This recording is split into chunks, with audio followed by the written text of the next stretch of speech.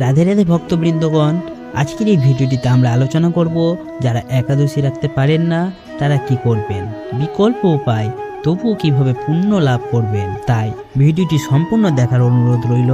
আর আপনারা যদি আমাদের চ্যানেলে নতুন হয়ে থাকেন অবশ্যই চ্যানেলটিকে সাবস্ক্রাইব করবেন, ভিডিওটিতে একটি লাইক দেবেন আর কমেন্টে লিখে যাবেন রাধে রাধে। একাদশী এই একটা শব্দ শুনলে অনেকের মনে ভয় চলে আসে।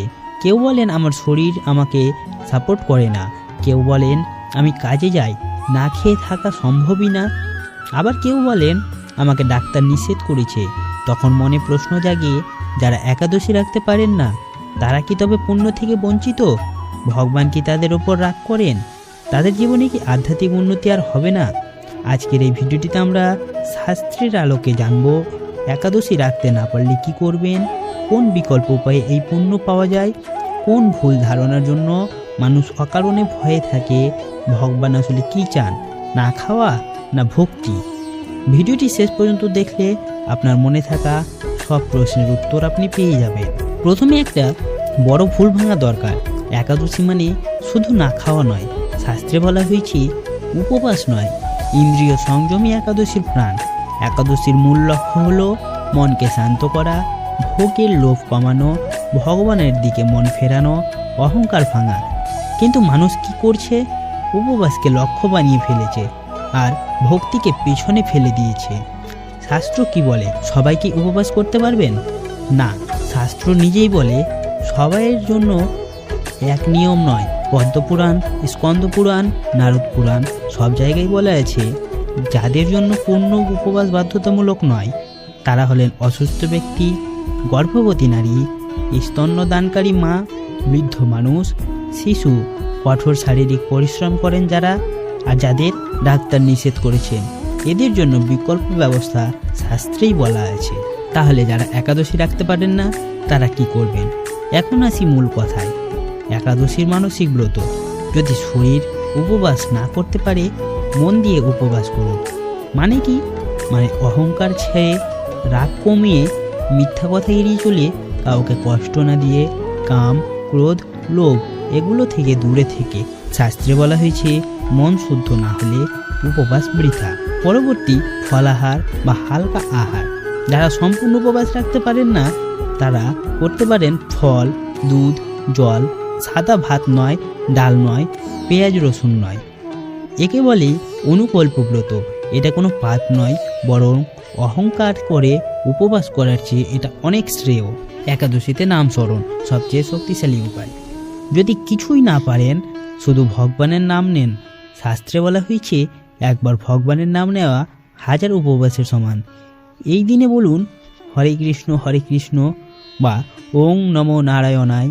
নাম স্মরণে কোনো নিষেধ নেই। ভগবান কি দেখেন, শরীর না মন? এই প্রশ্নটা খুব গুরুত্বপূর্ণ।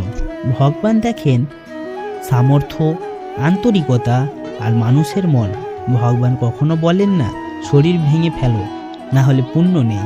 তিনি বলেন যতটা পারো ততটাই করো, কিন্তু মন দিয়ে করতে হবে। যারা জোর করে একাদশী রাখেন তাদের কি ভুল?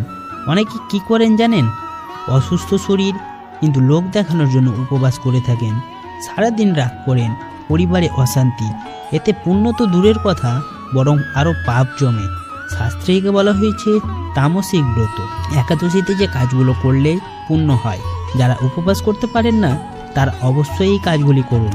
কাউকে খাওয়ানো, গরুকে খাদ্য দেওয়া, পাখিকে জল দেওয়া, গরিবকে সামান্য দান এবং তুলসী গাছে জল, এগুলোর পুণ্য উপবাসের সমান ফল দেয়। এবার একটা সত্যি কথা বলি, ভগবান নিয়মের দাস নয়। নিয়ম মানুষের জন্য, ভগবানের জন্য নয়। শাস্ত্রে বহু জায়গায় বলা হয়েছে ভক্তির চেয়ে বড় কোনো ব্রত নেই। একাদশী হলো একটা পথ, গন্তব্য নয়। একাদশী না রাখলে কোন জিনিসগুলো বেশি গুরুত্বপূর্ণ? এখন আসি আসল বিষয়ে। যারা উপবাস করতে পারেন না তাদের জন্য ভগবান কিছু অন্য দরজা খুলে রেখেছেন। একাদশীর দিনে অন্যায় ত্যাগ সবচেয়ে বড় ব্রত। একাদশীর দিনে যদি আপনি কাউকে না ঠকান, কাউকে অপমান না করেন, কাউকে হিংসা না করেন, মিথ্যে কথা না বলেন, তাহলে সেই দিনই একাদশী পালন হবে। শাস্ত্রে বলা হয়েছে যে ব্যক্তি অন্যায় ছাড়ে তার শরীর না উপবাস করলেও আত্মা উপবাস করে। একাদশীতে সংযত জীবন কর্মজীবীদের জন্য গোপন নিয়ম। অনেকে বলেন, আমি তো অফিসে কাজ করি, কিভাবে একাদশী রাখবো? শাস্ত্র বলে কাজ করেও একাদশী হয়, কিন্তু কিভাবে? অতিরিক্ত ভোগ এড়িয়ে, অহেতুক কথা কমিয়ে, অশান্তি সৃষ্টি না করে, ফোন, নেশা ও আসক্তি থেকে দূরে থেকে। একে বলে কর্মযোগী একাদশী। এটা সাধারণ মানুষের জন্য সবচেয়ে বাস্তব পথ। একাদশীতে দান না খাওয়ার চেয়েও বড় পুণ্য। শাস্ত্রে পরিষ্কার লেখা আছে, যে নিজের অংশ অন্যকে দেয় সে ঈশ্বরের অংশ পায়। একাদশীর দিনে যদি আপনি কাউকে একবেলা খাবার দেন, কারো চিকিৎসায় সাহায্য করেন, কারো কষ্ট শোনেন, কাউকে আশ্রয় দেন, সেটার পুণ্য বহু উপবাসের সমান। পরিবারের দায়িত্ব পালন অর্থাৎ একাদশী পালন, এটা খুব কম মানুষ জানে। শাস্ত্রে বলা হয়েছে, যে ব্যক্তি মা বাবার যত্ন নেয়, সন্তানকে সৎ পথে চালায়, পরিবারের দায়িত্ব থেকে পালায় না, তার জন্য আলাদা উপবাসের দরকার নেই, কারণ তার জীবনটাই এক ব্রত। একাদশীতে মন শুদ্ধ করার 3টি সহজ কাজ। যারা কিছুই করতে পারেন না, তারা অন্তত এই 3টি কাজ করুন। কাউকে ক্ষমা করুন, কারো জন্য ভালো কামনা করুন, আর নিজের ভুল স্বীকার করুন। শাস্ত্রে বলা হয়েছে, ক্ষমা ও অনুশোচনা এই দুইয়েই আত্মা শুদ্ধ হয়। মহাভারতে এমন অনেক চরিত্র রয়েছে যারা নিয়ম মানতে পারেননি, কিন্তু ভগবানের কাছের মানুষ হয়েছিলেন। ভগবান দেখেছেন কে কতটা খেতে পারলো না সেটা নয়, কে কতটা মানুষ হতে পারলো সেটাই আসল। একাদশী না রাখার জন্য ভয়টা সবচেয়ে বড় ভুল। অনেকেই মনে করেন একাদশী না রাখলে পাপ হবে। এটা সম্পূর্ণ ভুল ধারণা। শাস্ত্র বলে, ইচ্ছাকৃত অবহেলা পাপ, অক্ষমতা নয়। যদি শরীর, পরিস্থিতি বা দায়িত্বের কারণে না রাখতে পারেন, তাতে কোনো পাপ লাগে না। একাদশীতে একটি প্রার্থনা যা সবাই করতে পারেন। যারা কিছুই করতে পারেন না, তারা শুধু মনে মনে বলুন, হে ভগবান, আমার সামর্থ্য যতটুকু আমি ততটাই আপনাকে স্মরণ করছি, বাকিটা আপনার করুণা। এই প্রার্থনা কখনো বৃথা যায় না। মানুষ ভাবে একাদশী মানে না খাওয়া, পারলে পুণ্য, না পারলে পাপ, কিন্তু শাস্ত্র এই হিসাব মানে না। শাস্ত্রে বলা হয়েছে, ব্রত তখনই ব্রত যখন তা মানুষের ভেতর থেকে বদলায়। যে ব্রত মানুষকে অহংকারী করে, অন্যকে ছোট করে, নিজেকে বড় ভাবে, সেটা ব্রত নয়, সেটা আত্মপ্রতারণা। একাদশী আসলে কোন পরিবর্তন চাই? একাদশী চাই ভোগ থেকে বিরতি, আমি কেন্দ্রিকতা থেকে দূরে সরে আসা, নিজেকে প্রশ্ন করে। এই 3টি যদি একাদশীর দিনে একবারও হয়, তাহলে সেই দিন সফল। যারা একাদশী রাখতে পারেন না, তাদের জন্য এক গভীর সত্য। একটা কথা খুব পরিষ্কারভাবে বুঝে নিন, ভগবান কখনো মানুষের অক্ষমতাকে অপরাধ করেন না, তিনি অপরাধ করেন উদাসীনতাকে। যদি আপনি বলতে পারেন, আমি পারিনি কিন্তু আমি ভগবানকে ভুলিনি, তাহলে সেই দিন বৃথা যায় না। ভগবানের কাছে কোন একাদশী বেশি প্রিয়? শাস্ত্র অনুযায়ী ভগবানের কাছে 3 ধরনের একাদশী সবচেয়ে প্রিয়। প্রথমত, নীরব একাদশী।